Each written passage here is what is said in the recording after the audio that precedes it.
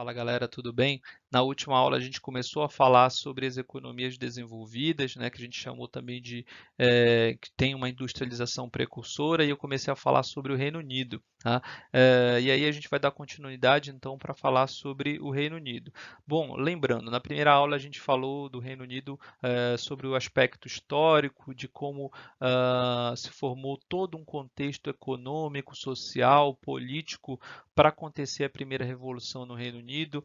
Além disso, a gente vai ter também o contexto também dos recursos minerais estabelecidos naquele espaço, como por exemplo o carvão mineral, e como esse dinheiro vai ser investido também nas indústrias, e como o acúmulo de capital, de riqueza vão ser investidos na indústria. Além disso, a gente vai ter a característica também política de um parlamento de uma monarquia parlamentarista, ou seja, diminuindo o poder então dos monarcas e dando o poder ao parlamento, que era representado sobretudo pela burguesia. Então, teve todo um contexto econômico, social, político, que vai fazer com que esse Reino Unido então seja o primeiro país a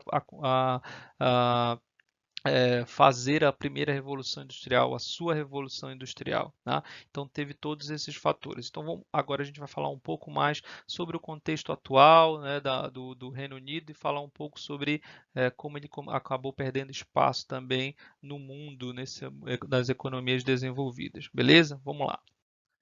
Bom, os setores industriais e como eles estão distribuídos no Reino Unido, tá? Principalmente no centro da Grã-Bretanha, a gente em torno principalmente de minas de carvão, foram construídas usinas siderúrgicas, né? Aquelas usinas que eu falei para vocês que fazem a primeira transformação dos materiais, dos minerais, e as indústrias têxteis, então as indústrias que produzem roupa, calçados, enfim, tá? Que são tradicionais dentro do Reino Unido, né, daquele primeiro momento, tá? É importante dizer que as indústrias siderúrgicas elas vão viabilizar a produção, por exemplo, de locomotivas, que vai ser fundamental para a interligação dentro do território do Reino Unido, e de navios a vapor, né, que obviamente vão atrair as indústrias de material ferroviário e indústria naval. Então a gente vai ter uma associação de outras indústrias aí para a construção, por exemplo, dos navios a vapor, de toda essa frota marítima que o Reino Unido sempre teve na frente desse tipo de indústria. Tá? Então, isso vai explicar o grande dinamismo de regiões, até hoje, de regiões carboníferas, né, de grande dinamismo econômico nas chamadas regiões carboníferas, ou seja, aquelas regiões que tiveram uma grande quantidade de carvão mineral, tá? Nesse primeiro momento da primeira revolução industrial. Então, essas cidades elas vão ser grandes cidades industriais e vão trazer essa característica até hoje, tá? Mas porém a gente vai ter algumas mudanças, né, no padrão tecnológico e energético. Isso vai levar à decadência de algumas dessas regiões, e essas indústrias pioneiras, por exemplo, a indústria siderúrgica e a têxtil, ela vai decair ao longo dos anos, vai ter uma decadência, e hoje, obviamente, eles têm uma concorrência muito grande com outros países, né? Tanto nas usinas siderúrgicas, como, por exemplo, com o Japão, como nas indústrias têxtil, com principalmente a Ásia, né? A China e outros países da Ásia, beleza? Bom, um outro fator importante essencial da atração das indústrias, no caso do Reino Unido, foi sempre os portos marítimos e fluviais. Então, estar próximo dos portos marítimos e fluviais vai ser muito importante para o desenvolvimento dessa industrialização, tá? Então, muitas dessas cidades portuárias, elas desenvolveram um importante parque industrial. Elas vão desenvolver então um conjunto de indústrias nesse território, tá? E principalmente em Londres, mas também na cidade de Liverpool, por exemplo, tá? A capital, desde o começo, então, foi um dos maiores centros industriais do Reino Unido. tá? Em razão exatamente desse seu poder de polarização sobre o território, tanto nacional quanto colonial, ou seja, ele era um ponto de referência. Londres, então, se torna um ponto de referência tanto para o território do Reino Unido quanto para as colônias da Inglaterra, tá? Do Reino Unido, né, como um todo. Então, a capital vai ser então esse centro polarizador então das indústrias no primeiro momento, tá? E abrigou indústrias menos dependentes de matérias-primas e apresentava ali então seu favor de disponibilidade de mão de obra também, que era muito grande, de mercado consumidor também muito grande, por ser uma grande cidade, né, há muito tempo, e de uma rede de transportes dinâmica, com uma interligação com outros espaços no Reino Unido, né, como um todo. Beleza? Então, durante essa primeira revolução industrial, a cidade tornou-se também o maior entroncamento ferroviário, aumentando a capacidade de polarização mais ainda, além dos portos, além de ser a capital, além de ter esse encontro, por exemplo, com as colônias a partir dos portos, mas também ela vai ser um entroncamento, uma área que vai receber uma grande quantidade também de ferrovias, de trens que vão ali para aquela cidade. Tá? Posteriormente, na segunda revolução industrial, obviamente, muitas dessas indústrias que não dependiam do carvão, como por exemplo a automobilística, a aeronáutica, a indústria químico-farmacêutica, elas vão se instalar em torno ali da metrópole, tá? Em torno da metrópole Londres também, porque elas não precisavam necessariamente ficar próximo, por exemplo, ao o carvão mineral, às matérias-primas do carvão mineral, tá? E a partir daí, essa região metropolitana de Londres, então, vai se converter no maior entroncamento rodoviário do país também e uma das maiores confluências de rotas aéreas do mundo. Vejo então que dentro da organização do território do Reino Unido, a gente vai ter uma polarização na segunda Revolução Industrial com o passar dos anos em Londres, né? Em função de toda esse dinamismo que a cidade estava trazendo e também dinamismo de transporte, tanto marítimo e fluvial, quanto transporte ferroviário e posteriormente com o transporte rodoviário. Então ela vai polarizar num segundo momento toda essa região da Inglaterra, tá? E obviamente é, em outras grandes cidades a gente vai ter também um nível de industrialização maior, tá? E também outras cidades vão ter outras indústrias se destacando também, a indústria automobilística, aeronáutica, químico-farmacêutico, como vai acontecer em Londres, tá? Mas com o passar do tempo a gente vai ver, assim como em outros países, inclusive assim como a gente está vendo no Brasil, vai ter uma saída dessas grandes cidades e também de Londres, das indústrias mais importantes, né? Elas vão acabar indo para outras cidades menores. Por quê? Porque os custos vão aumentar dentro daquele espaço urbano. Isso vai acontecer, isso acontece, por exemplo, é o que está acontecendo um processo que acontece com São Paulo já há algumas décadas, né? A gente teve uma industrialização muito grande na cidade de São Paulo e hoje ela está indo para cidades médias, cidades pequenas do interior paulista, ou em outras regiões do Brasil. Isso vai acontecer, esse é um processo que já aconteceu há um tempo também no Reino Unido. Então, essas grandes indústrias saindo de cidades grandes em função do encarecimento então do território, o território vai estar mais caro tanto do ponto de vista dos terrenos, mas também dos trabalhadores, tá? Então, essas cidades elas vão perdendo ao longo do tempo, e isso vai acontecer também no Reino Unido, indústrias, ok? Bom, mas nesse contexto atual dessa revolução tecnológica, no contexto industrial do capitalismo informacional que a gente já vem discutindo há um tempo, tá? No Reino Unido a gente vai ter também uma reorganização dessas indústrias, né? Elas vão atingir o país, obviamente, de forma bastante desigual, setorial e regionalmente, tá?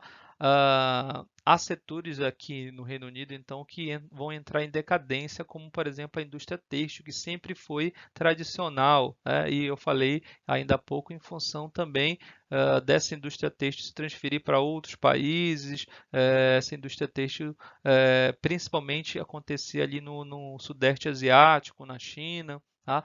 A indústria siderúrgica também vai perder espaço e a naval, tá? Mas o Reino Unido ainda vai ter outros setores industriais bastante dinâmicos, né? O próprio setor aeronáutico, o setor automobilístico, o químico-farmacêutico e hoje surge também o setor industrial de biotecnologia, tá? Principalmente. E essas indústrias mais modernas, industriais, obviamente, elas vão se situar naquelas cidades onde a gente vai ter a criação dos chamados parques tecnológicos, tá? Principalmente no centro-sul da Inglaterra, e a gente vai destacar aqui o Parque Tecnológico de Cambridge, tá? Com empresas de alta tecnologia. Então, são parques tecnológicos que já vinham acontecendo em outros países. A gente tem um destaque, a gente já falou sobre isso, do Parque Tecnológico do Vale do Silício, em que a gente vai ter uma associação de grandes empresas e uma associação com as grandes universidades no entorno, nessa região, e esse, então, Parque Tecnológico também vai acontecer nas cidades inglesas, e o destaque maior vai ser em torno de Cambridge, principalmente, tá? Então, que é a principal universidade do Reino Unido, e que vai fazer essa associação aí também, uma criação de uma mão de obra qualificada para as indústrias tecnológicas, sobretudo do ramo da biotecnologia hoje, mas também do químico farmacêutico, do aeronáutico também, tá? Então, aqui também no Reino Unido, eles vão, apesar de alguns setores industriais perderem espaços, eles vão também entrar nesse espaço da indústria mais atual dos países desenvolvidos, das economias desenvolvidas, tá? E o mapa mostra aqui um pouco para a gente como está distribuído esses setores industriais dentro do território do Reino Unido, tá? Eu vou marcar para vocês aqui algumas áreas, como por exemplo essas áreas de alta tecnologia, onde se destaca aqui, ó, na região mais ao norte aqui do Reino Unido, a gente vai ter esse parque tecnológico de alta tecnologia. A gente vai ter também próximo de Londres, próximo aqui de Cambridge, né, aqui nessa região mais ao leste do Reino Unido.